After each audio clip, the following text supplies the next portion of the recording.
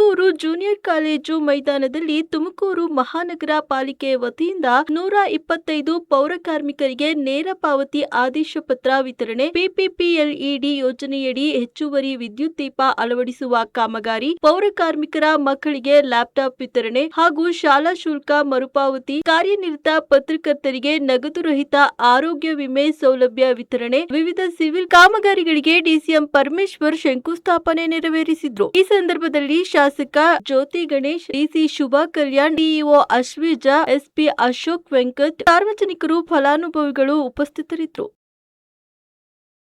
Sriramappa, Manoj Kumar, HN, son of Narasimhamurthy ಆದೇಶ ಪತ್ರವನ್ನ ನೀಡುತ್ತಿದ್ದಾರೆ. ಇಷ್ಟು ದಿನ ಈ ಪೌರ ಕಾರ್ಮಿಕರು ಗುತ್ತಿಗೆ ಆಧಾರ, ಈಗ ಆ ಜವಾಬ್ದಾರಿಯನ್ನ ಮಹಾನಗರ ಪಾಲಿಕೆ ವಹಿಸಿಕೊಂಡಿದ್ದು, ಅವರನ್ನ ನೇಮಿಸಿಕೊಂಡಿದ್ದು, ನೇರವಾಗಿ ಪಾಲಿಕೆ ಅವರಿಗೆ ಮಾಸಿಕ ವಿನಂತಿ. ತದನಂತರ ಶಾಲಾ ಶುಲ್ಕ ಮರುಪಾವತಿಯ ಫಲಾನುಭವಿಗಳು ಅಕ್ಷಿತಾ ವಿ, ನನ್ವಿತಾ, ಹಿತಶ್ರೀ ವೇದಿಕೆಗೆ ಆಗಮಿಸಬೇಕು. ಅಕ್ಷಿತಾ, ನನ್ವಿತಾ, ಹಿತಶ್ರೀ. ತದನಂತರ ಎಲ್ಐಸಿ ಬಾಂಡ್ ಪಡೆಯುವಂತಹ ಸ್ವಚ್ಛತಾಗಾರರು ಸಿದ್ಧರಿರಬೇಕು.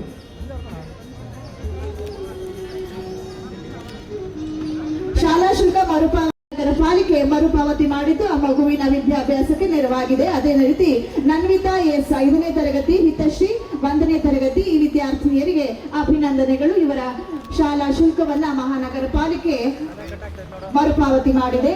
ಇದೀಗ ಪೌರ ಕಾರ್ಮಿಕ ಸಿಬ್ಬಂದಿಯ ಮಕ್ಕಳಿಗೆ ಕಂಪ್ಯೂಟರ್ ಅಥವಾ ಲ್ಯಾಪ್ಟಾಪ್ ಸಿಂಹ, ಚಿಕ್ಕಪೇಟೆ, ಸಿಂಚನ, ಕುರಿಪಾಳ್ಯ ಇವರು ಬಿಇ ಮತ್ತು ಬಿಎಎಂಎಸ್ ನಲ್ಲಿ ವಿದ್ಯಾಭ್ಯಾಸ ಮಾಡ್ತಿದ್ದು, ಇವರ ಶೈಕ್ಷಣಿಕ ವಿದ್ಯಾಭ್ಯಾಸಕ್ಕೆ ನೆರವಾಗಲು ಮಹಾನಗರ ಪಾಲಿಕೆ ಲ್ಯಾಪ್ಟಾಪ್ ಅನ್ನ ಅವರಿಗೆ ವಿತರಿಸಿ ಶೈಕ್ಷಣಿಕ ಪ್ರಗತಿಗೆ, ಶೈಕ್ಷಣಿಕ ವಿದ್ಯಾಭ್ಯಾಸಕ್ಕೆ ನೆರವನ್ನ ನೀಡಿದೆ. ಶಾಲಾ ಶುಲ್ಕ ಮರುಪಾವತಿ ಮಹಾನಗರ ಪಾಲಿಕೆ ಮೊದಲ ಬಾರಿಗೆ ಕೈಗೊಂಡಿರ್ತಕ್ಕಂಥ ಒಂದು ವಿಭಿನ್ನವಾದಂತಹ ಕಾರ್ಯಕ್ರಮ ಅಂತ ನಾವಿಲ್ಲಿ ನಿಜಕ್ಕೂ ಸ್ಮರಿಸಲೇಬೇಕು.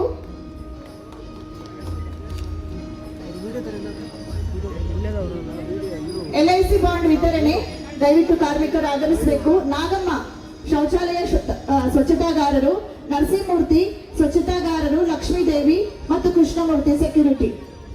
ಎಲ್ಐಸಿ ಬಾಂಡ್ ಪಡೆಯಲು ದಯವಿಟ್ಟು ಭದ್ರತೆಗಾಗಿ, ಆರೋಗ್ಯದ ಭದ್ರತೆಗಾಗಿ ಎಲ್ಐಸಿ ಬಾಂಡ್ ಅನ್ನು ಮಹಾನಗರ ಪಾಲಿಕೆಯ ಜವಾಬ್ದಾರಿ ವಹಿಸಿಕೊಂಡು ವಿತರಿಸಿದೆ. ಸ್ವೀಕರಿಸ್ತಾ ಇರ್ತಕ್ಕಂಥ ಪ್ರತಿಯೊಬ್ಬರಿಗೂ ಧನ್ಯವಾದಗಳು, ಅಭಿನಂದನೆಗಳು. ನಾಗಮ್ಮ, ನರಸಿಂಹಮೂರ್ತಿ, ಆರ್ ನಾಗರಾಜು ಮತ್ತು ಕೆಬಿ ಚಂದ್ರಮೌಳಿ.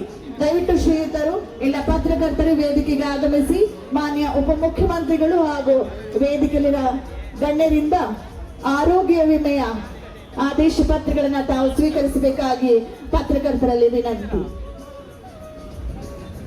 ಮುಂಜಾನೆ ಎಕ್ಸ್ಪ್ರೆಸ್ ನ ಸೈಯದ್ ಯೂಸುಫ್ ಉಲ್ಲಾ, ಈ ನಮ್ಮ ಕನ್ನಡ ನಾಡಿನ ಉದಯ ಎಸ್, ಏಕೇಶ್ ಪತ್ರಿಕೆಯ ಶಿವಕುಮಾರ್ ಟಿಜಿ, ಸೊಗಡು ಪತ್ರಿಕೆಯ ಪುಟ್ಟ ಹನುಮಯ್ಯ ಟಿಡಿ, ಗ್ಯಾರಂಟಿ ನ್ಯೂಸ್ ನ ಯೋಗೇಶ್ ಟಿ, ಪ್ರಜಾಶಕ್ತಿಯ ಹೇಮಂತ ಎನ್, ವಿಶ್ವ ಕನ್ನಡಿಯ ಬಿ ಲೋಕೇಶ್, ಸಂಜೀವಾಣಿಯ ರವಿಕುಮಾರ್ ಟಿಯು, ಜೀವನ ಚಕ್ರದ ಎಚ್ಎಲ್ ನಗರದ ಶಾಸಕರು, ಆತ್ಮೀಯ ಮಿತ್ರರಾಗಿರ್ತಕ್ಕಂಥ ಶ್ರೀ ಜ್ಯೋತಿ ಗಣೇಶ್ ಅವರೇ ಮತ್ತು ಈ ಕಾರ್ಯಕ್ರಮದಲ್ಲಿ ಉಪಸ್ಥಿತರಿರ್ತಕ್ಕಂಥ BMTC ಉಪಾಧ್ಯಕ್ಷರಾದ ನಿಕೇತ್ ಮೌರ್ಯ ಅವರೇ,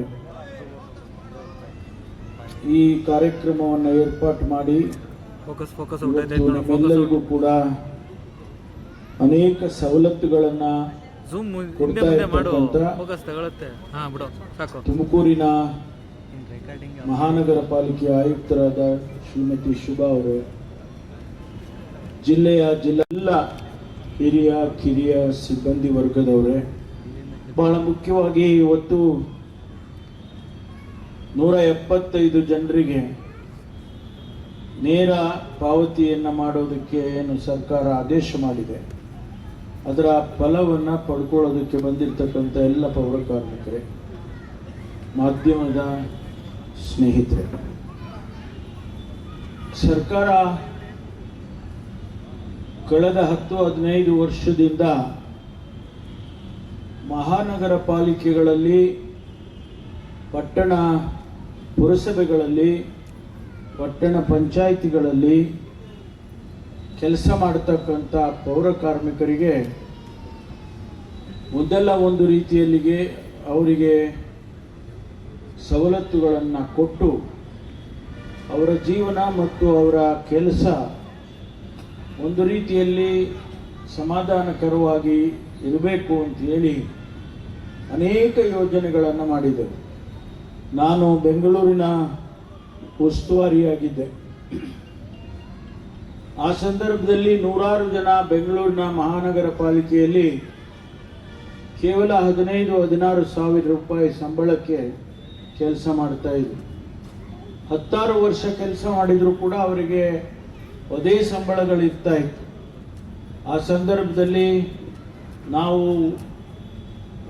ಪರಿಶೀಲನೆ ಮಾಡಿ ಅವರ ಕುಟುಂಬ ನಡೆಸೋದಕ್ಕೆ ಏನೆಲ್ಲ ಆಗಬೇಕು ಅಂತಕ್ಕಂಥ ದೃಷ್ಟಿಯಿಂದ ಅವರನ್ನು ಪರ್ಮನೆಂಟಾಗಿ ಮಾಡ್ತಕ್ಕಂಥ ಕೆಲಸವನ್ನು ಬೆಂಗಳೂರು ಮಹಾನಗರ ಪಾಲಿಕೆಯಲ್ಲಿ ಪ್ರಥಮ ಬಾರಿಗೆ ಮಾಡಿದವು.